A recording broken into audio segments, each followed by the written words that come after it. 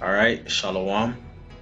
First and foremost, we want to give all praises to Yahweh, Ba'ashem, Yahushai, double honors to the elders of Great Millstone, and salutation to all the Akim out there pushing the word of Yahweh, Ba'ashem, Yahushai, and truth and sincerity. We back at you again, Brother Lawyer and Shamar. from GMS Miami Camp. Back at you again with another GMS Time Capsule number 2, going into some biblical archaeology basically archaeology that goes hand in hand with the scriptures. Today we're going to get into a piece of archaeology called Sargon the Second's inscriptions and link it up with the scriptures, man, in Isaiah chapter 20. So with that, we're just going to hop right into it. Isaiah 20 and 1. Isaiah 21, in the year that Tartan came unto Ashdod, when Sargon, the king of Assyria, sent him, he fought against Ashdod and took it. At the same time spake Yahweh by Isaiah, the son of Amos, saying, Go and loose the sackcloth from thy loins, and put off thy shoe from thy foot. And he did so, walking naked and barefoot.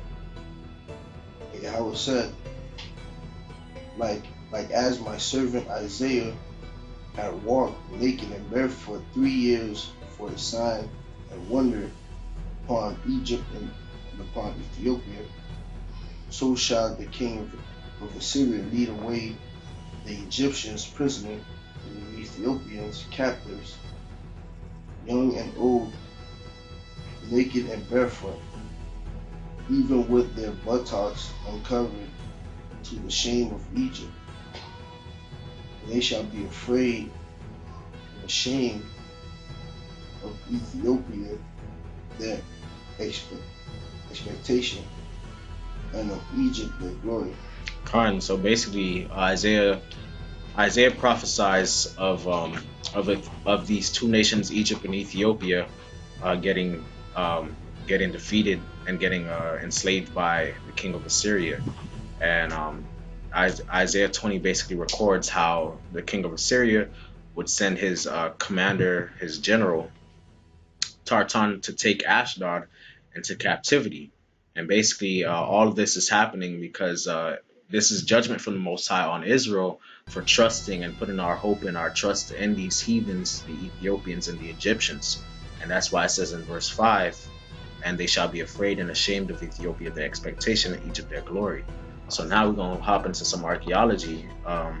This article that we found on the sophical.wordpress.com about Sargon's inscriptions, going into his account of what was already prophesied or was already said before in Isaiah before it happened. And here you have inscriptions of Sargon II himself, king of Assyria, recording it, writing it down from his perspective. So that's basically proof of these prophecies coming to pass, proof of the scriptures. And it also links nicely with Revelations, where it says the earth shall help the woman, going into all the archaeology and all these different findings that prove and confirm what the scriptures say. So with that, we're going to hop into this article. The article reads Biblical Archaeology 16, Sargon II's Inscriptions, posted by Jason Duell under Archaeology. Isaiah 20, 1 and 2, in the year that the commander-in-chief Tartan, who was sent by Sargon, the king of Syria, came to Ashdod and fought against it and captured it. 2. At that time the Lord spake by Isaiah the son of Amoz, saying, Go and loose the sackcloth from your waist, and take off your sandals from your feet. And he did so, walking naked and barefoot. Ashdod was a Philistine city. They rebelled in 713 BC and were defeated in 711 BC by the commanding officer Tartan of Sargon II's army. The only problem was that there was no extra biblical evidence of Sargon's existence. Scholars once believed that either Isaiah was mistaken or that Sargon was an alternate name for another Assyrian king. The mystery was resolved in 1842 when Sargon II's palace was discovered. Sargon was a genuine historical figure. So right there you have it. They discovered a palace for this king of Assyria, in Assyria. Well, in the Middle East, which proves that Isaiah was on point, man. Because they, some of them believe that Isaiah wasn't right, and others believe that Sargon was just, a title, for any Assyrian king, but that wasn't the case. Sargon was actually a king, a historical figure, as it was mentioned in the scriptures, man.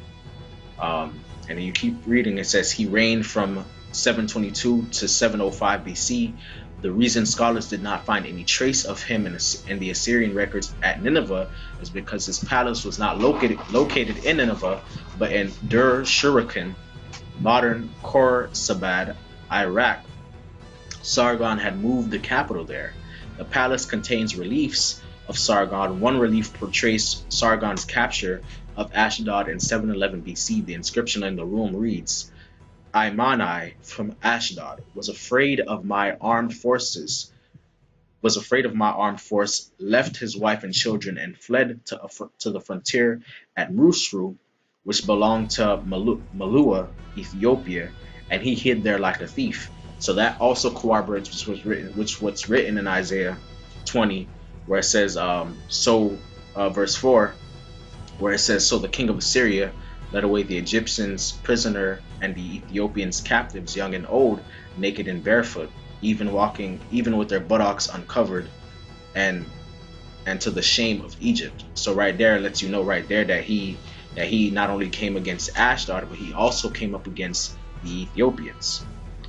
I installed an officer of mine as governor over his entire large country and its prosperous inhabitants, thus aggrandizing again territory belonging to Ashur, the king of the gods. The terror-inspiring glamour of the Ashur, my lord, overpowered the king of Malua and overthrew him, Amani, in fetters on hands and feet, and sent him to me at Assyria.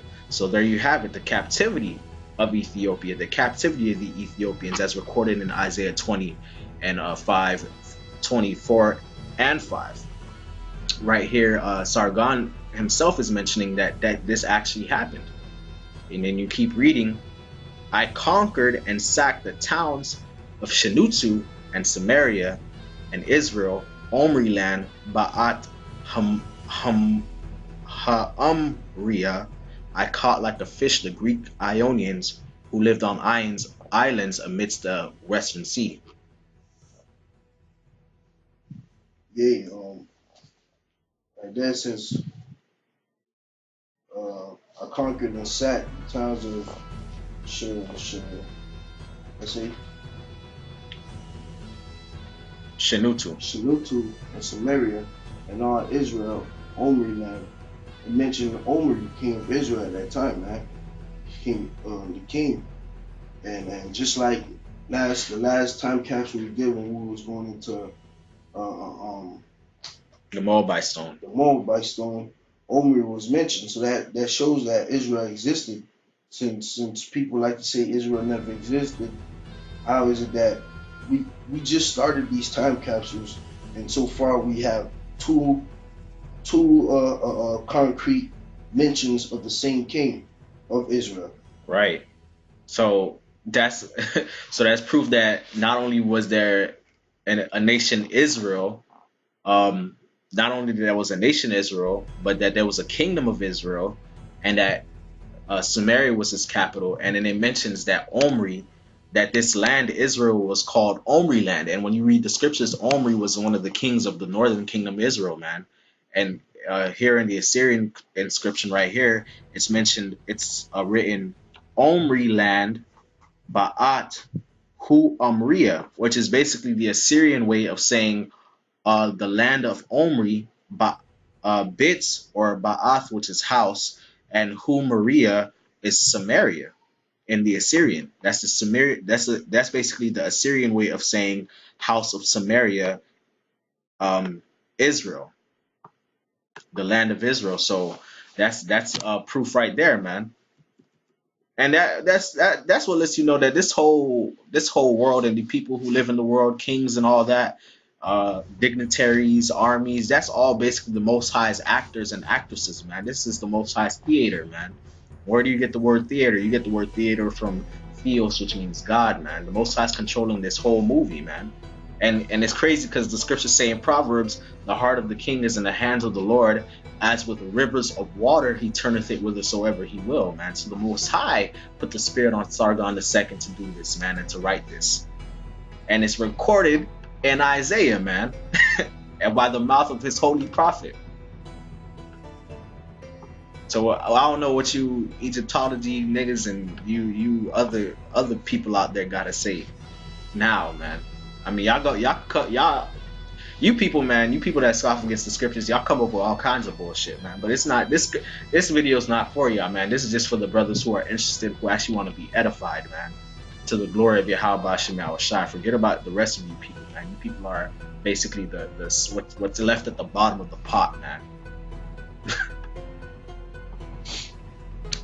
It continues. The article continues reading. Another relief portrays Sargon together with his Tartan, the chief commanding officer of Sargon's army. This is most likely the very same Tartan spoken of by Isaiah, and that's basically this right here is what you would call a relief. A relief in archaeology is basically that term is used for a sculpture or an image that's sculpted into a flat surface. So this is right here, the image that the mouse is on. This would be Sargon, and this would be his commanding officer Tartan. And you know, just like it says in the scriptures, Tartan was the commander of Sargon's army. And then you keep reading. It says in 1963, archaeologists also discovered fragments from a monument that was erected at Ashdod, reading, Sargon, king of Assyria, who conquered Samaria and the entire region of Israel, who made captives of Ashdod. This monument was probably erected at the behest or at the request of Sargon himself. So that's that. So there you have another monument discovered by archaeologists in 1963, reading that Sargon conquered Samaria and the entire region of Israel, and took captives of Ashdod, as is recorded in Isaiah 20:1. And that's also proof that the scriptures wasn't lying in Kings, where it says the Assyrians conquered Samaria, man, and they took over Northern Kingdom. They took Northern Kingdom captive. So that's proof right there, man. So that's strike 2, or exhibit 2, if you will. Then you keep reading. It says defeat of Samaria, Israel, 2 Kings 17, 3-6. You could get that scripture in the King James up, because they got the ESV up here. We deal with the King James. Go ahead, up. 2 Kings 17:3. Against him came up Shalmaneser, king of Assyria, and Hoshea became his servant and gave him presents. And the king of Assyria found conspiracy in Hoshea, for he had sent messengers to So, king of Egypt, and brought no present to the king of Assyria, and he had done as he had done year by year. Therefore the king of Assyria shut him in and bound him in prison. And the king of Assyria came up throughout all the land and went up to Samaria and besieged it 3 years. In the 9th year of Hoshea, the king of Assyria took Samaria and carried Israel away into Assyria, and placed them in Halah and in Habor by the river Gozan, and in the cities of the Medes. Right. So in 2 Kings, it records how Shalmaneser, the king of Assyria, which was Sargon II's predecessor, came up against the northern kingdom Israel because basically Hosea, who was king at the time in Israel, wasn't paying tribute to him anymore. So he took So, and he also found that Hosea was having a conspiracy with the king of Egypt. He was going to the king of Egypt for help, to try to help loosen himself from the bondage or from the tribute of the Assyrian kings. So Salmanasseh came and took the king of Israel and put him in prison. You know, and then also it mentions how the king of Assyria invaded the land of Sumeria and besieged it 3 years. And there's also some more archaeology that we're gonna bring out later in this article that goes into it even more, man. Um, and in the article, it says in 1847, archaeologists discovered a prism of Sargon dated to the early 8th century BC, reading, "At the beginning of my rule, I, the town of the Sumerians, I besieged, conquered, 2 lines destroyed, for the God who let me achieve this my triumph. I led away as prisoners 27,290 inhabitants of it, and equipped from among them soldiers to man 50 chariots for my royal corps. The town I rebuilt better than it was before, and settled therein people from countries which I had conquered. I placed an officer of mine as governor over them, and I imposed upon them tribute as is customary for Assyrian citizens." Nimrod Prism 425 through 41. So this is a prism of Sargon, which basically a prism is a kind of like a hexagonal rock where ancient kings and historians or scribes write or chisel records, historical records, whether it be genealogy or conquest, in these little hexagonal rocks to record these events. So you have Sargon recording what's written in the scriptures of what the Assyrians did to the northern kingdom of Israel. And the article keeps going. It says Sargon's prism describes precisely the portrait of the fall of Israel portrayed in the scripture, with one glaring exception: the identity of the Assyrian king who conquered Israel. According to the Bible, it was Shalmaneser V, but according to Sargon's annals, Sargon himself was responsible. So who laid siege to Samaria, Sargon or Shalmaneser or Sargon? Which the answer is easily reconciled. You can easily answer that question when you go to Salaki, when you go to the Blue Letter Bible, or you go into the scriptures. 2 Kings 17.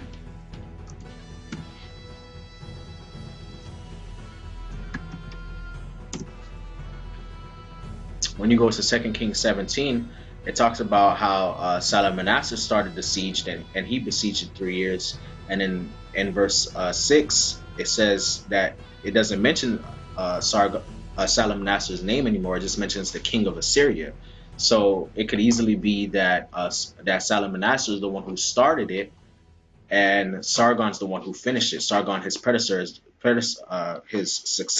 successor, is the one who finished the campaign against the northern kingdom of Israel. And the article continues to read, the Assyrian king list indicates that Shalmaneser only reigned 5 years, from 727 to 722 BC. Of course, 722 BC was the year that the 3-year siege began against Sumeria ended, and Sumeria fell. While Shalmaneser was definitely the king when the siege began, just as the Bible describes, perhaps he died and was succeeded just prior to the fall of Sumeria, and Sargon finished the task as a new king. It's important to note that the biblical text only names Shalmaneser in connection with the beginning of the siege. And that's what the scripture records, man. The scripture says that Shalmaneser is the one who besieged it 3 years, or that he's the one who started it. Thereafter, it only refers to the king of Assyria, allowing the possibility for a different king of Assyria is in view. Or perhaps Shalmaneser lived to see the fall of Samaria, but Sargon was his co-regent at the time. Even if Shalmaneser died shortly after the siege ended and Sargon was not co-regent, Sargon may have been a commanding officer in the siege prior to becoming king, and thus he felt he could rightfully take credit of its military defeat. Any one of these options resolves the historical conflict. In 2 Kings 17 and 24, you got it up? Go ahead. 2 Kings 17:24. Okay? Yeah. The king of Assyria brought men from Babylon and from Cathar and from Ava and from Hamath and from uh, Sepharvaim. Sepharvaim, and placed them in the cities of Samaria instead of the children of Israel. And he possessed Samaria and dwelt in the cities thereof. Khan. And then the article continues to read here. The author of Kings speaks of the repopulation of Samaria after the Israelites were deported to other lands. Archaeologists have discovered annals from the 7th year of Sargon's reign, which describe this very event. The annals read, I crushed the tribes of Tamud, Abedid, Marsimanu, Hapai, the Arabs who lived far away in the desert and who know neither overseers nor officials, and who had not yet brought their tribute to any king. I deported their survivors and settled them in Samaria. So that goes along with the scriptures, man. They found that Sargon recorded that he took men from those regions, as is mentioned in the scriptures, and he placed them in Samaria. So basically he repopulated the area. He took Northern Kingdom captivity. The kings of Assyria took Northern Kingdom into captivity, and they took these heathens and put them in the land of Samaria, man. And then the article finishes off. It says the significance of number one confirms the accuracy of Isaiah's report concerning Ashdod, including the correct title of Sargon military commander. And number two confirms the biblical story of the fall of Israel, including the deportation of the Israelites and the repopulation of Samaria with foreign people. So with that, you got something else? You got more to say? Khan. So with that, that's the end of this lesson. That's the end of this GMS time capsule number 2. And we want to give all praises to Yahweh, Bahashem, Yahweh Shai. Double honors to the elder apostles of Great Millstone, and salutation to all the Akim out there pushing this word in truth and sincerity. This is Brother Loya again, and Shamar. From GMS Miami Camp. We hope this was edifying. Shalom.